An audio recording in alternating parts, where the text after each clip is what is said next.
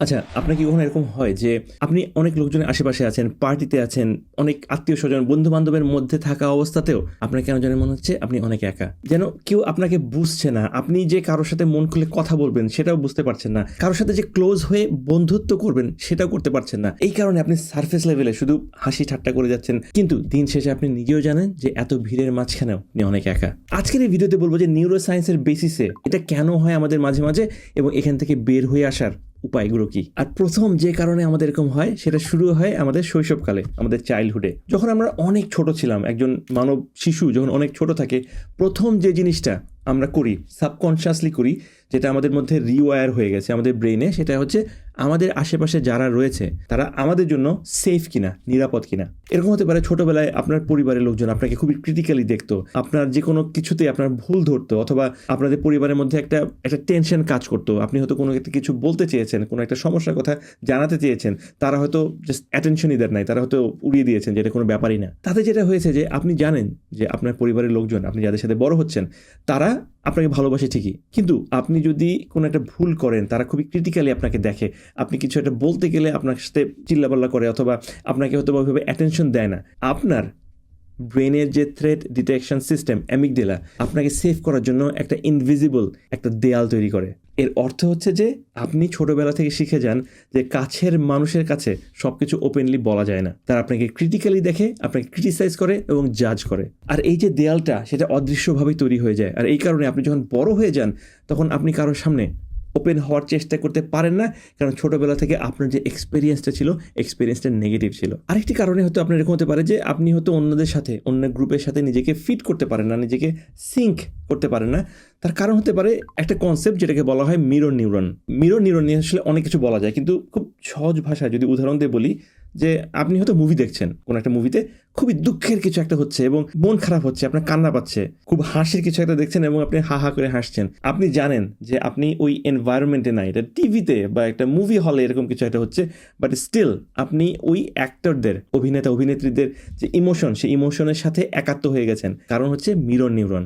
Mirror neuron আমাদের সামনে থাকা লোকজনের যে ইমোশন, এটার সাথে কানেক্ট হতে হেল্প করে। কিন্তু এরকম যদি হয় যে ছোটবেলা থেকে আপনি হয়তো ইমোশনালি হয়তো ডিসকানেক্টেড ছিলেন, ক্রনিক পেইনের মধ্যে ছিলেন, ইমোশনাল পেইনের মধ্যে ছিলেন, সেই ক্ষেত্রে এই মিরর নিউরনগুলো যেভাবে নর্মালি কাজ করার কথা সেটা করে না। আর এই কারণে আপনি যখন বন্ধু বান্ধবদের মধ্যে থাকছেন, কোনো একটা পার্টিতে যাচ্ছেন, আপনি দেখছেন যে লোকজন মজা করছে, হা হা হি হি করে হাসাহাসি করছে কোনো একটা সিচুয়েশন নিয়ে, আপনি সিচুয়েশনটা বুঝতে পারছেন কিন্তু মনের সাথে যে কানেকশন, সেই কানেকশনটা করতে পারছেন না। আর এটা আপনার দোষ না, কারণ আপনার ব্রেন আপনাকে প্রোটেক্ট করতে চাচ্ছে আপনার প্রিভিয়াস কোনো পাস্ট ট্রমা থেকে আপনাদেরকে বাঁচানোর জন্য। এবং লাস্ট যে কারণ, যেটা ফাইনালি হয়তো মেক সেন্স করবে যে কেন আপনার মনে হয় যে আপনি লোকজনের সাথে কানেক্ট করতে পারছেন না। এরকম যদি কিছু হয়ে থাকে যে আপনি একজন ডিপ থিঙ্কার, কোনো একটা কিছু নিয়ে বসে ডিপলি চিন্তা করার অভ্যাস আপনার রয়েছে, সেক্ষেত্রে যে সকল মানুষেরা সুপারফিশিয়াল কথাবার্তা বলে তাদের সাথে আপনি কখনোই কানেক্ট করতে পারবেন না। স্মল টক, যেমন কেমন আছি না আছি, অফিস কেমন চলছে, বাইরে বৃষ্টি হচ্ছে, ওয়েদার কেমন, এই ধরনের কথাবার্তা বলে এরকম লোকের সাথে আপনি কখনোই কানেক্ট করতে পারবেন না। তাহলে কোশ্চেন হচ্ছে যে আচ্ছা, বুঝলাম যে আমার চাইল্ডহুডে কিছু ছিল, আমার মিরর নিউরন কাজ করছে না, আমি ডিপলি থিঙ্ক করি, তো আমি এইভাবেই বড় হয়েছি। এখান থেকে এই সিচুয়েশনটাকে রিভার্স করার কোনো উপায় রয়েছে কিনা? অবশ্যই রয়েছে, এবং যেটাকে বলে নিউরোপ্লাস্টিসিটি। নিউরোপ্লাস্টিসিটি হচ্ছে যে আমাদের ব্রেনে নতুন নতুন কানেকশন করার যে ক্ষমতা, সেটাকে বলে নিউরোপ্লাস্টিসিটি। সেজন্য প্রথমেই আপনাকে যে জিনিসটা করতে হবে, নাম্বার 1, আপনার নিজের যে ইন্টারনাল ন্যারেটিভ, নিজের সাথে নিজে যে কথা বলা, সেই কথা বলাটার ধরন চেঞ্জ করতে হবে। অর্থাৎ প্রথমেই আপনাকে নিজেকে ঠিক করতে হবে যে আমি এইরকম, আমাকে চেঞ্জ হতে হবে। আজকে থেকে, এই মুহূর্ত থেকে আপনাকে ডিসাইড করতে হবে যে আমার এই জীবনের যে গল্প গাথা, যে এতদিন পর্যন্ত আমি নিজেকে শুনিয়ে আসছি, এখন থেকে আমি সেটা চেঞ্জ করব। স্পেসিফিক্যালি আপনি লিখতে পারেন।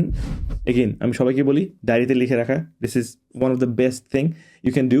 ডায়েরিতে অথবা যে কোনো জায়গায় লিখে রাখতে পারেন যে এতদিন পর্যন্ত আমি নিজেকে বলে আসছি আমি সবার মাঝখানে একা, এটা হয়তো এতদিন আমাকে সেফ রেখেছে, কিন্তু আজকে থেকে আমি নির্ভয়ে বাঁচার প্রতিজ্ঞা করছি। এই এক্স্যাক্ট কথাটা আপনি প্রতিদিন আপনার ডায়েরিতে লিখে রাখতে পারেন, আপনাকে রিমাইন্ড দেওয়ার জন্য, অথবা নিজের মতো করে আপনি একটা পজিটিভ কিছু লিখতে পারেন যেটা আপনাকে ইন্টারনালি পরিবর্তিত হতে হেল্প করবে। নাম্বার টু হচ্ছে ভুল জায়গায় ভুল মানুষ খোঁজা বন্ধ করুন। এই জিনিসটা আপনাকে মেনে নিতে হবে, এটা একটা ধ্রুব সত্য হিসেবে মেনে নিতে হবে যে আশেপাশের সবাই আপনাকে বুঝবে না, আপনিও সবাইকে বুঝবেন না।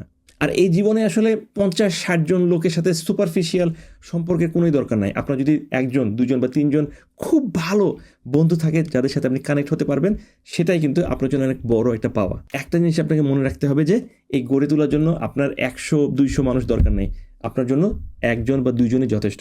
আর এই মেন্টালিটি নিয়ে আপনি যখন যাবেন, আপনি যখন কোনো পার্টিতে যাচ্ছেন, কোনো একটা বড় গ্যাদারিংয়ে যাচ্ছেন, আপনি নিজেও তখন জানবেন যে সব মানুষের সাথে কানেক্ট হওয়া সম্ভব না। আপনাকে এরকম 1 জন 2 জন মানুষ খুঁজে পেতে হবে যে আপনাকে বোঝে, আপনি যাকে বোঝেন। এখন এটা যে আপনার অফিসেই হতে হবে এমন কোনো কথা নেই। আপনি যদি একজন, ধরুন আপনি বই পড়তে পছন্দ করেন, খুঁজুন এই ধরনের মানুষ যারা বই পড়ে। আপনি হয়তো গিটার বাজাতে পছন্দ করেন, ব্যান্ডে যোগ দেন, অথবা যেখানে লোকজন গিটার বাজায় সেখানে যান। এই জন্যই আমি বলবো যে ভুল জায়গায় মানুষ খোঁজা বন্ধ করুন। দেখুন যে আপনি যে জিনিসগুলো পছন্দ করেন, এরকম জিনিসগুলো কোন কোন মানুষ বা কোন কোন জায়গায় করে। হঠাৎ কোনো পার্টি দিকে লোকজনের সাথে কানেক্ট হচ্ছে, এই সকল লোকজনের সাথে কানেক্ট করার চেষ্টা করুন।